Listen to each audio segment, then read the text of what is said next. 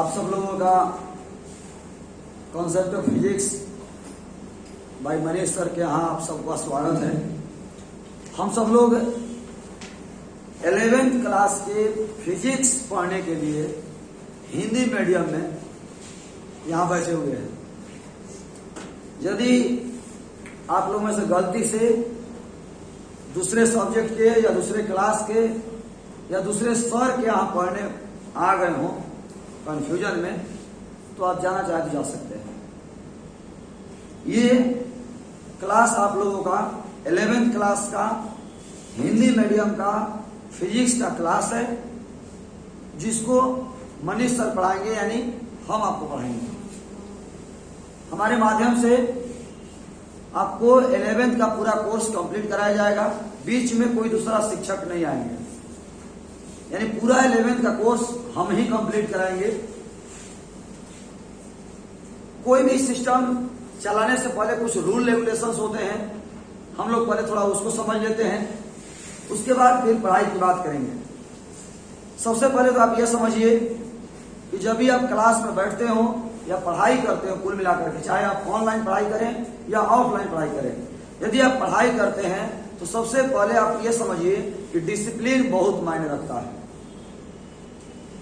Discipline में होना बहुत ही ज्यादा मायने रखता है। किसी भी चीज को आप पढ़ाई कर रहे हैं, सीख रहे हैं, तो चाहे आप गाड़ी बनाना सीख रहे हैं, मोबाइल बनाना सीख रहे हैं, किताब पढ़ना सीख रहे हैं, कुछ भी सीख रहे हैं ना, तो आपका डिसिप्लिन बहुत मायने रखता है, क्योंकि वहां पर कंसंट्रेशन है। डिसिप्लिन मतलब कंसंट्रेशन, आप कितना कंसंट्रेट करके आते हैं। अब हम बोल रहे हैं कि स्विच बंद कीजिए, एफ लिखा हुआ, आप सारा स्विच बंद कर रहे हैं। हम बोल रहे हैं दरवाजा आराम से बंद करिए, आप धड़ाम से बंद कर रहे हैं। इसका मतलब है कि आपका ध्यान यहां नहीं है। ठीक है, आप पढ़ रहे हैं, इसी कोचिंग में आ रहे हैं, लेकिन आपका ध्यान यहां नहीं है। तो ये कंसंट्रेशन को यहां लाना है, अपनी पूरी शरीर के साथ अपना पूरी आत्मा को यहां लाना है। मतलब जब पढ़ाई कर रहे हो तो इस पढ़ाई पर लेकर जाना है कि हमारा शरीर के साथ मेरा दिमाग भी इसी जगह उपलब्ध रहे। तो पढ़ने और पढ़ाने दोनों का मजा ही कुछ और है। इस डिसिप्लिन में जैसे मोबाइल आप लोग बंद करके रखें, क्लास में रिंग टोन ना बजे, क्लास में भला ना करें, झगड़ा ना करें, और जब तक आपको सीट नंबर नहीं दिया जाता आराम से बैठेंगे। सीट नंबर दिया जाएगा तो आप अपने सीट पर बैठेंगे। बात समझ में आ गई। फीस के बारे में बात करें, ऑनलाइन फीस मेरा 2500 रुपया है। यदि आप ऑनलाइन कोर्स करते हैं तो 2500 रुपया लगेगा। ऑफलाइन कोर्स करिएगा तो वन टाइम 4000 रुपया लगेगा। 2 माह का समय लीजिएगा तो 5000 रुपया लगेगा। यदि आप गरीब हैं तो आप अपने पिताजी को भेजिए, पिताजी के साथ आइए। बात समझ में आ रहा है। यदि आप पैसा देने में सक्षम नहीं लग रहे हैं तो आप अपने पिताजी को लेकर के आ सकते हैं। और पिताजी यदि बाइक से आएंगे और कहेंगे कि फी कम करिए, तो हम नहीं करेंगे, क्योंकि यदि आप पिताजी बाइक अफोर्ड कर सकते हैं, इसका मतलब है कि आपका फीस भी दे सकते हैं। आपके पॉकेट में मुझे 15,000 10,000 का मोबाइल नजर आएगा, फिर आप कहेंगे पैसा कम करिए, तो हम नहीं कम कर पाएंगे, क्योंकि जब आप 10,000 15,000 का मोबाइल पॉकेट में रख सकते हैं तो फीस भी दे सकते हैं, कोई दिक्कत नहीं है। मेरी बात समझ रहे हैं। गरीब मतलब गरीब होने चाहिए। जो झूठ मूठ के लोग हवा में आपन तिलक लेवे के बाद अमीर बने और तिलक देवे के बाद गरीब बने, तो वो वाला धंधा ना। यदि रियल में आप गरीब हैं तो आप शौक से जो है हम आपको फी कम करें, कोई दिक्कत नहीं है।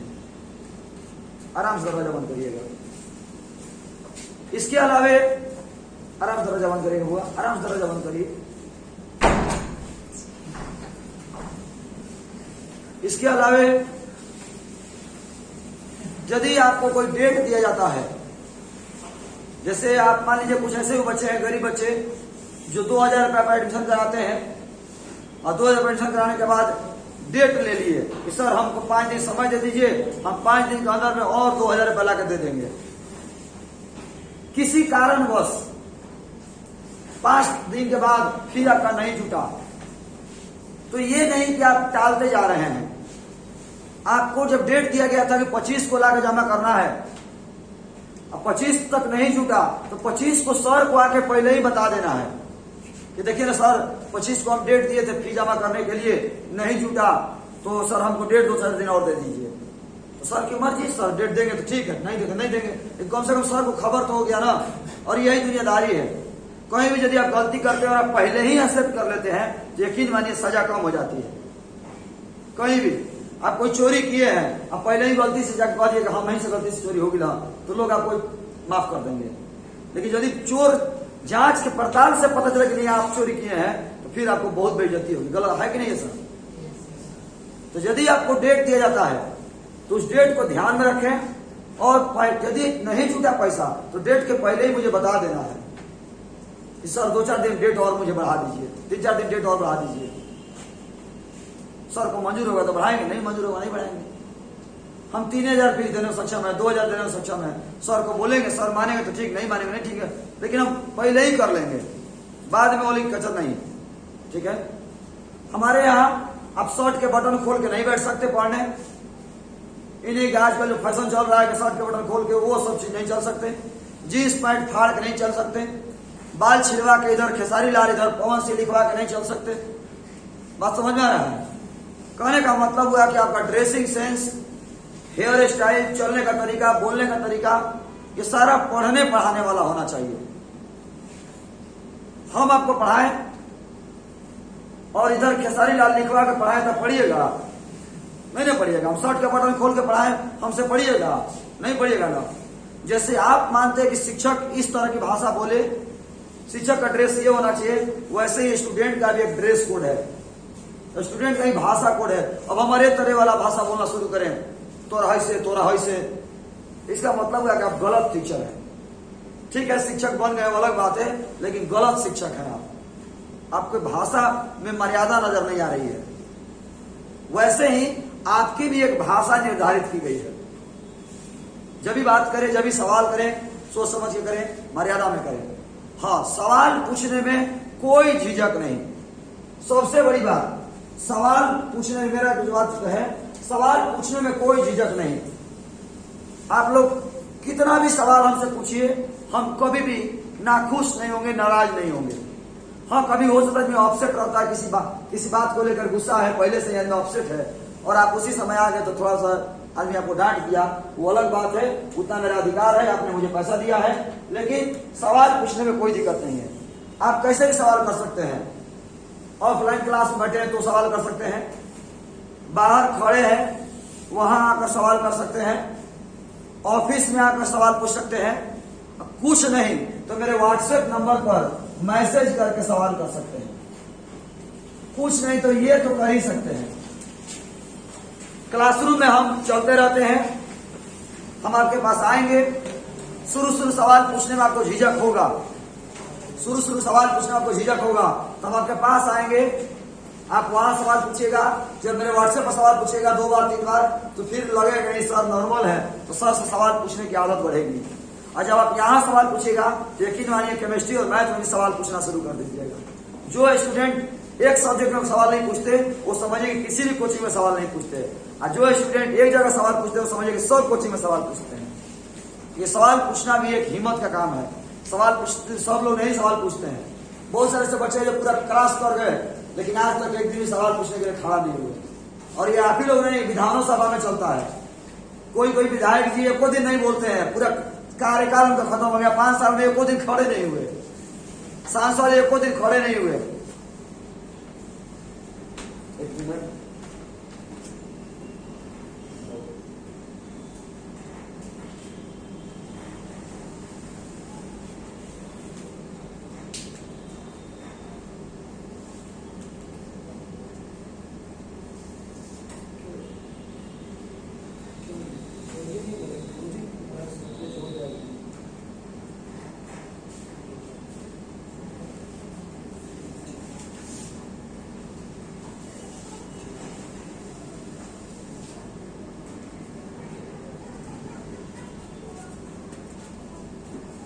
ये कुछ रूल रेगुलेशंस हैं जो कि आपको समझना होगा। आप सवाल कभी भी पूछिए, बेधड़क पूछिए, बेझिझक पूछिए। सवाल पूछने की आदत डालिएगा, यकीनन आपकी पढ़ाई इंप्रूव हो जाएगी। इसीलिए हम सबसे पहला चीज यही बोलेंगे कि आप सवाल कहीं से भी पूछ सकते हैं, ये नहीं कहीं से भी अपने प्रैक्टिकल लाइफ का सवाल पूछ सकते हैं, फिजिक्स की किताब का सवाल पूछ सकते हैं, आगे पीछे का सवाल पूछ सकते हैं, क्वेश्चन बैंक का सवाल पूछ सकते हैं, कहीं का भी सवाल पूछ सकते हैं, कोई बुक पढ़ रहे होंगे वहां का सवाल पूछ सकते हैं। ये नहीं कि हम आज जो पढ़ाई होकर सवाल पूछे, ऐसा कोई जरूरी नहीं। हाँ, क्लास में जब पूछते हैं, क्लास में खड़ा होकर सारे बच्चों के सामने, तब तो क्लास का ही सवाल होना चाहिए। लेकिन क्लास के बाहर सवाल पूछते हैं या व्हाट्सएप पर सवाल पूछते हैं, तो ये तो आप किसी भी तरह की जानकारी सवाल पूछ सकते हैं। समझ में आ गई बात?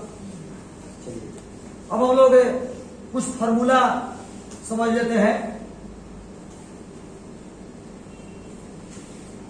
फीस समझ गए, रूल रेगुलेशन समझ गए। हाँ, एक और चीज, आप डेमो यदि लेना चाह रहे हो, आप शौक से डेमो लीजिए, 15-20 दिन 1 महीना आराम से पढ़िए। जब तक आपको संतुष्टि नहीं हो जाती तब तक हमको पैसा मत दीजिए। संतुष्टि हो जाए तब वहीं पैसा दीजिएगा, नहीं संतुष्टि होगी पैसा मत दीजिएगा। बात समझ में आ गई? हमें आपसे पैसा छीनना नहीं है, आप शौक से दीजिए मुझे पढ़ाई का पैसा। इसीलिए आराम से पढ़िए, शौक से पढ़िए, निश्चिंत होकर के पढ़िए। जब तसल्ली हो जाए कि नहीं यहाँ मुझे समझ में आने लगा है, अब यहाँ हमको पढ़ना है, तो पैसा दीजिएगा। बात समझ में आ गई? चलिए अब हम लोग कुछ फॉर्मूला है जो आप सब जानते होंगे, कुछ फॉर्मूले नोट करवा देते हैं, उसके बाद बात करेंगे। जैसे गणित के सूत्र हैं, आप लोग जानते होंगे, x के पावर m गुना x के पावर n बराबर x के पावर m प्लस n। दूसरा सूत्र है x के पावर m बटा x के पावर n बराबर x के पावर m माइनस n। तीसरा सूत्र है x इंटू वाई के पावर m बराबर x के पावर m इंटू वाई के पावर m। चौथा सूत्र है x के पावर m के पावर n बराबर x के पावर m गुना n। पांचवा सूत्र है 1 बाई x के पावर m, ऊपर जाएगा तो माइनस m हो जाएगा। 1 बाई x के पावर माइनस m है, ऊपर जाएगा प्लस m हो जाएगा। और किसी भी चीज का पावर 0 हो तो 1 हो जाएगा। ये आपके 7 सूत्र है बीजगणित के, जो आप लोग शायद जानते होंगे, सब लोग पढ़े होंगे, कोई नया बात नहीं है।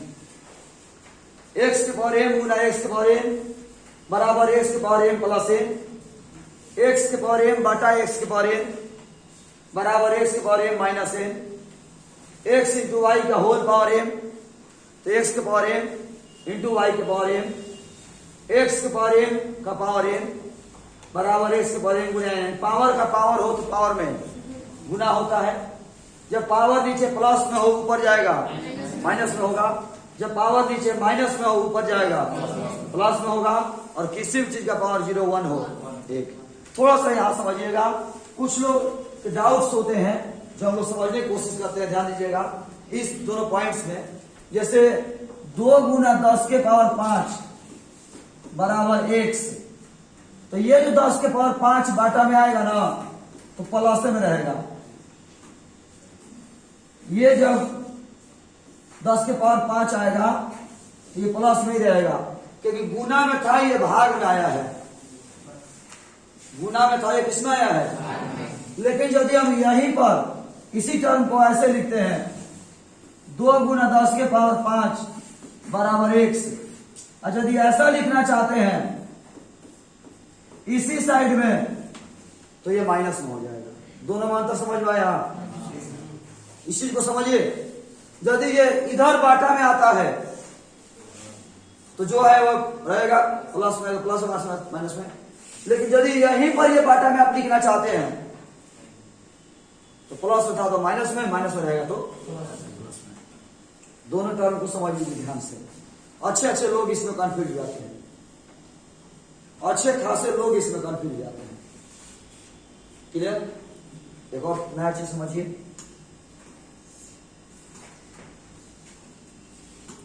बात ध्यान दीजिएगा।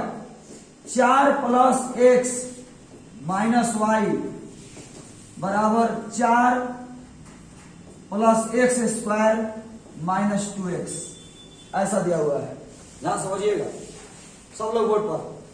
4 प्लस एक्स माइनस वाई बराबर 4 plus x square minus 2x ऐसा दिया हुआ है। ये 4 से 4 कट जाएगा, बोलिए। तो ये कट नहीं गया, ये घट गया। ये क्या हो गया? घट गया। 4 और 4 जो आप देख रहे हैं ना, ये कटा नहीं है, ये रियल में वास्तव में क्या हुआ ये समझिए आप। ये वास्तव में क्या हुआ है ये समझिए। ये वास्तव में 4 इधर आ गया,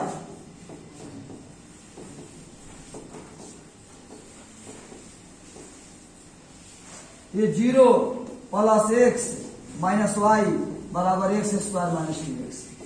ये घट गया है, घट गया तो 0, घट गया तो 0। यदि यही टर्म ऐसा होता, सेम टर्म, समझ में आ रहा है?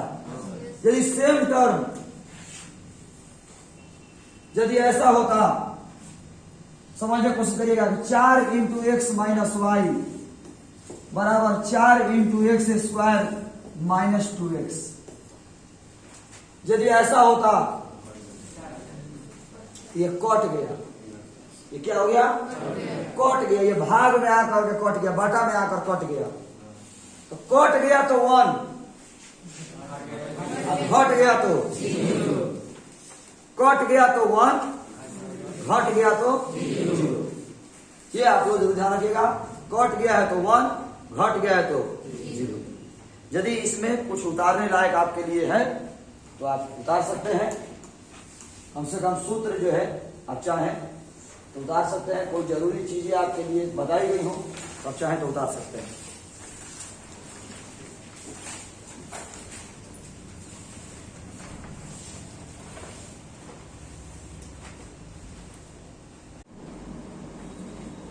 हम लोग जो है इसी को समझ लेते हैं कि क्लास हम लोग का 7 दिन चलेगा। क्लास 7 दिन चलेगा, 6 दिन ऑफलाइन चलेगा और 1 दिन ऑनलाइन चलेगा। संडे वाला जो क्लास होगा वो ऑनलाइन ही रहेगा, बाकी दिन 6 दिन ऑफलाइन रहेगा। दिसंबर, जनवरी, फरवरी और मार्च ये 4 महीना क्लास 2-2 घंटा चलेगा। दिसंबर, जनवरी, फरवरी और मार्च ये 2 महीना 4 महीना क्लास जो है 2-2 घंटा चलेगा। बाकी क्लास 7 दिन चलेंगे, 6 दिन ऑफलाइन, 1 दिन ऑनलाइन। ऑनलाइन जो होगा वो लाइव क्लास के माध्यम से होगा, वो बताया जाएगा और सब चीजें बताई जाएंगी जैसे जैसे क्लास चलेगी। ठीक है ना? चलिए हम लोग आगे बढ़ते हैं। बहादुर, अभी हम लोग जो है सिलेबस के बारे में बात करें। सिलेबस के बारे में बात करें तो सिलेबस में कुछ विशेष नहीं, चूंकि आपका 11th का एग्जाम नहीं होता है, 11th क्लास का एग्जाम नहीं होता है कॉलेज में, इस वजह से इसके सिलेबस पैटर्न कोई विशेष नहीं है। लेकिन हाँ इतना जरूर बोलेंगे कि कोई भी कंपटीशन का एग्जाम देने जाइएगा तो 70-30 का रेशियो होता है। कुछ लोग 60-40 बोलते हैं, यानी 70% 11 से क्वेश्चन आते हैं, 30% 12 से क्वेश्चन आते हैं कंपटीशन के एग्जाम में। कुछ लोग कहते हैं कि 60% 11 से आते हैं और 40% 12 से आते हैं। तो आप समझ लीजिएगा, देख लीजिएगा कि आपको 11th पढ़ना है कि नहीं पढ़ना है, कितना महत्वपूर्ण है। ठीक है ना? अभी हम लोग स्टार्ट करते हैं। भौतिकी क्या है?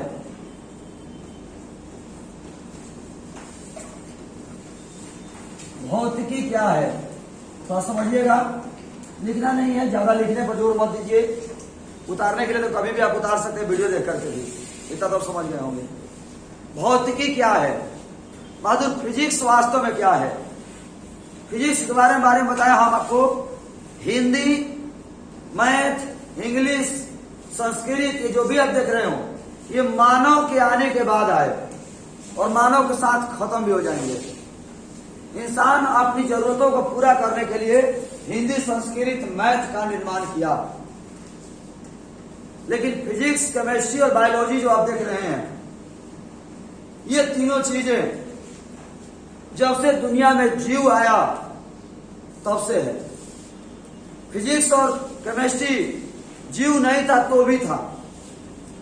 हम हैं तो फिजिक्स है, हमारे नहीं रहने के पहले भी फिजिक्स था और हमारे जाने के बाद भी फिजिक्स रहेगा। भौतिकी में हम लोग ये नहीं पढ़ते हैं कि ये चीज हो कैसे होगा, हम लोग ये पढ़ते हैं कि ये चीजें क्यों होगा।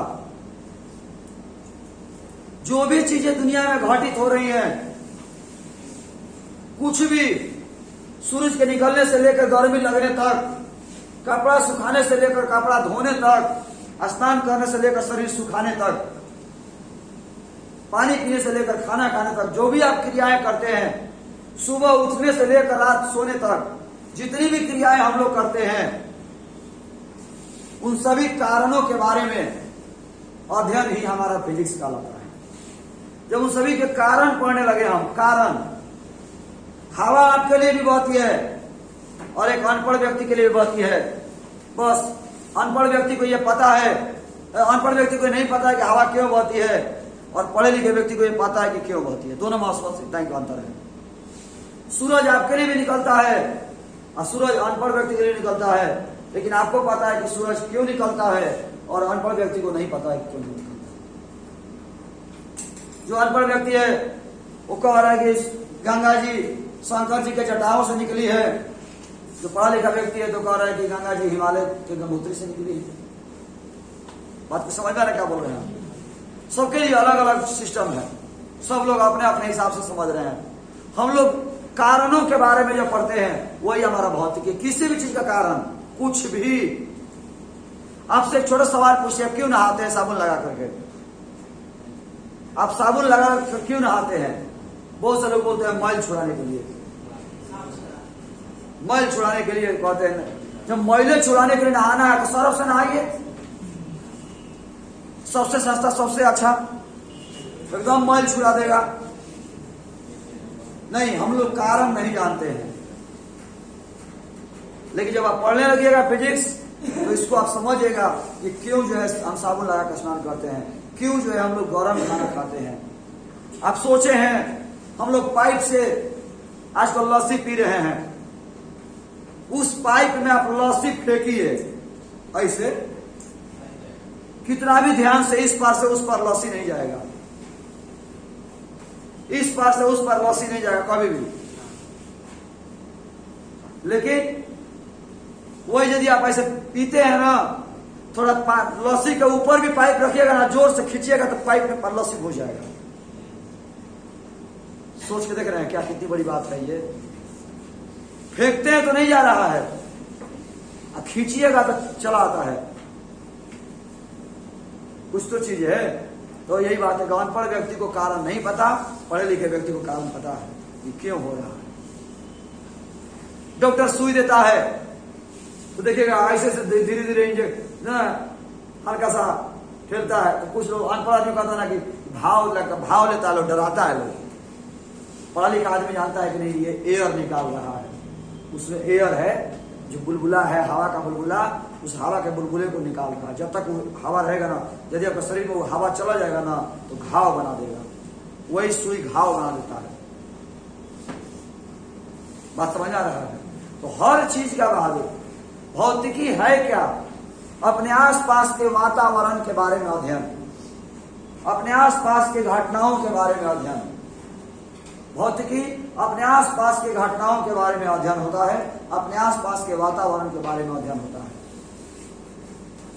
अगल बगल में हमारे चारों तरफ कुछ भी जो होती है, कोई भी घटनाएं होती हैं। अभी गर्मी का मौसम चल रहा है, सत्तू का दुकान है, सत्तू का दुकान पर कपड़ा लो जो है रेड कलर का लगाया हुआ है। वो रेड कलर की जगह पर कोई और कलर लगा सकता था, लेकिन रेडे क्यों लगाया है? ये जो है पढ़े लिखे व्यक्ति को जो है नहीं, पढ़े लिखे व्यक्ति को पता है, अनपढ़ व्यक्ति को नहीं पता है। मैंने हर चीज का बोल दिया, हर चीज का। अनपढ़ व्यक्ति को कारण नहीं पता, पढ़े लिखे व्यक्ति को कारण पता। फिजिक्स में कुछ भी जो भी चीजें होती हैं, आप याद कीजिए बचपन में सुने बवंडर सुने, बवंडर आता है ना अंधर जैसा, पूरा पुआल का टाल उठा लेता है। तो बचपन में लोग कहते थे राक्षस है, राक्षस है। और जब पढ़ा लिखा व्यक्ति है तो जानता है कि नहीं, चक्रवात है। गर्मी के मौसम में जो झिलमिल झिलमिल झिलमिल झिलमिल दूर दिखाई देता है, तो हम लोगों को बचपन में डराया जाता था, देख देख उम्मत जी और राक्षस से देखो। लेकिन पढ़े लिखे व्यक्ति को पता है वो जो है लू की लहरें हैं। तो ये चीजें हैं दोनों में अंतर। आदमी जो अनपढ़ आदमी है, घर के बगल में कोई पुराना घर है, घर के बगल में कोई पुराना घर है, तो उसके घर में से रात में आवाजें आती हैं। तो अनपढ़ आदमी को जान तरह हो, रात में सुतबन हो, तो होकर घरवा में से गजब गजब के आवाज आवे लगी। में कोनो भारी सन रहेला में कोनो रतिया में गजब बोलेला सन। लेकिन जब पढ़ा लिखा आदमी है ना, उसको पता है वो जो साउंड आता है वो क्यों आता है। कभी कभी पुराना घर खोलिएगा, घुसिएगा ना, तो ये मोदे जाना तारा कोई नहीं गर्दनियो धो ले लगो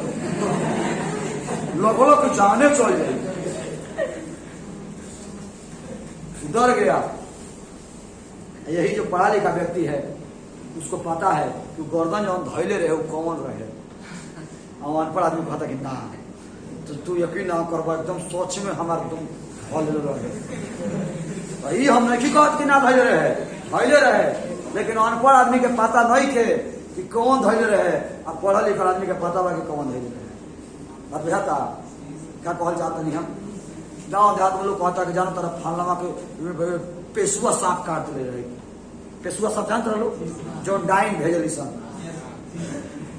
समझ नहीं, पेशुआ सांप भेज रहे जान तरफ रस्तियों में चलते छटपटा के मर गिलन। अरे कैसे संभव है। लेकिन वही बात, तो अनपढ़ आदमी को कारण नहीं पता है, पढ़े लिखे को कारण पता है सब चीज का। अभी आप लोग बैठे हुए हैं ना, हम माइक में बोल रहे हैं, मेरा आवाज गूंज रहा है क्या?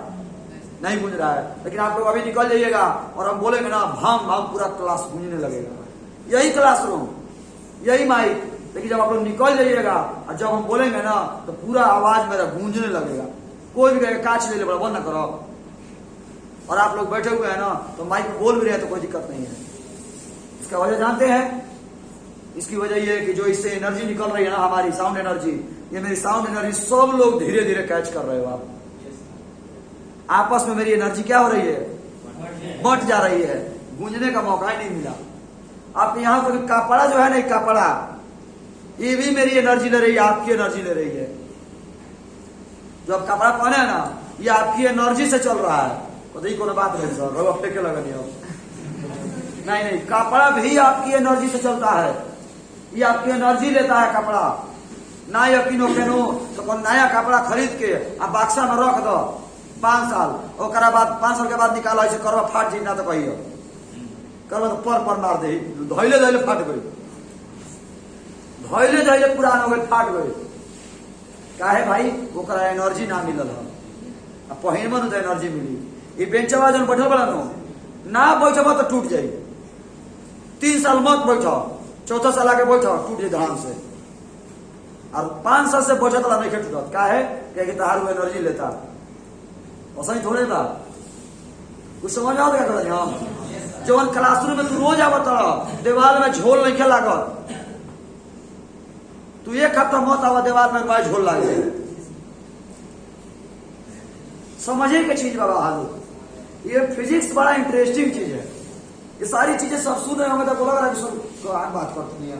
वैसा चीज फिजिक्स में बड़ी सही में फिजिक्स बड़ा इंटरेस्टिंग चीज है। आप कुछ भी लाइफ में हर चीज को समझिएगा। आप सर से बदतमीजी करते हैं तो क्यों कर रहे हैं? बाहर रोड पे झगड़ा कर रहे हैं तो क्यों कर रहे हैं? ये भी फिजिक्स से बताता है। ये भी फिजिक्स बताता है कि आप क्यों झगड़ा करते हैं। आप एक पतला सा, इतना पतला सा डगर है, आप चल सकते हैं कि नहीं? चल सकते हैं कि नहीं? अच्छा मानिए 2 फीट का चौड़ा रास्ता है, इस पर चल जाइएगा कि नहीं? 2 फीट का रास्ता पर चल जाइएगा? बोलिए। 2 फीट का चौड़ा रास्ता है, लेकिन 5000 फीट ऊंचाई पर चलिएगा। एक और बात भाई, तारा 2 फीट दिया कि ना दिया? तो एक और बात भाई, सर हाथ ना ऊंचे चढ़ा देने, समझना है वही 2 फीट। हमने आपको 2 फीट दिया, चले 5 फीट दिया, चलिएगा? नहीं, कुछ तो कारण है। हाइट जैसे जैसे बढ़ रहा है ना, वैसे वैसे ये जो नहीं वाइब्रेट करने लग रहा है। आदमी छत पर से जब झांकता है ना, कभी 3 ताला 4 ताला पर नीचे कोई आईला गली में झांके के बाद तो हो ही में झांकता है, क्यों आईला ना होगा तो कुछ पकड़ के झांकता है। और नीचे चले के बाद आराम से किनारे वाली कोई दिक्कत नहीं के ना, कुछ नहीं है, ठीक बात कहे कि नीचे भाई। लेकिन यदि 5 ताला 10 ताला पर से झांके के पड़ जाओ नो, सूत जीवन नाम मन मानी।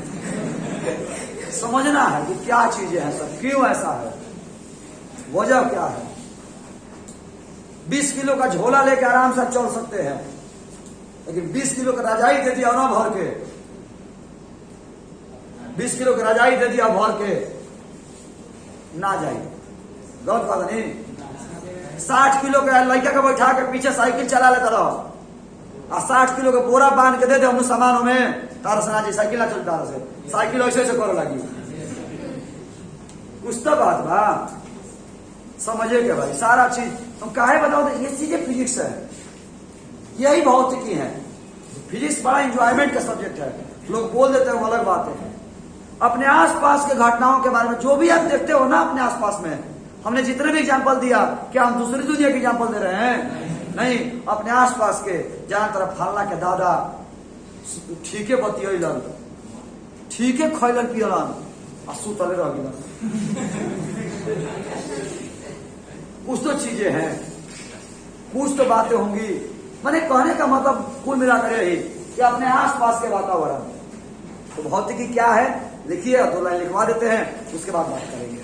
अब बाद में नहीं, देखिए पढ़िए, मजा से पढ़िए, एंजॉयमेंट से पढ़िए, टेंशन लेके नहीं पढ़िए, इतना जरूर बोलेंगे हम। हाँ, सवाल पूछने में झिझक नहीं, आप अगल बगल में कहीं भी जाइए, सवाल नजर आए तो हमसे सवाल कर सकते हैं।